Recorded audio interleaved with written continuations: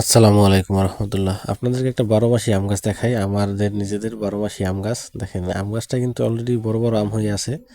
এই যে দেখতেছেন বড় বড় আম থোকে আছে, দেখেন এক থোকে কতগুলো আম দেখেন, মাশাল্লাহ। এক থোকে প্রায় 7 পিস 8 পিস 10 পিস এইভাবে করে আম আছে গাছটায়।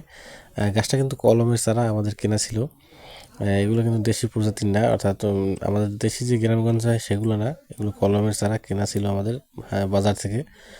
তো দেখেন কি পরিমাণে আম হইতেছে, এগুলো বেশ বড় হয় এবং খেতে অত্যন্ত মিষ্টি লাগে।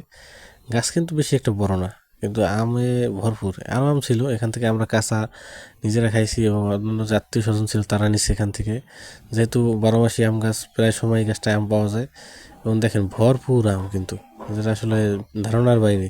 একটা গাছে যত আম হইতে পারে এত ছোট গাছে, অনেকে আসলে চিন্তার বাইরে। এবং নতুন করে দেখেন এখানে আবার আমের মুকুল, অর্থাৎ ছোট ছোট আম আবার হইতেছে। অর্থাৎ বড় আম আছে সেই থাকা অবস্থায় আবার ছোট ছোট আম মুকুল ফুল কলি আবার আসতেছে। এরকম প্রতিনিয়ত আসবে যাবে। গাছটা কিন্তু ছোট, দেখেন গাছটা কতটা ছোট, এত ছোট গাছে কতগুলো আম, মাশাল্লাহ।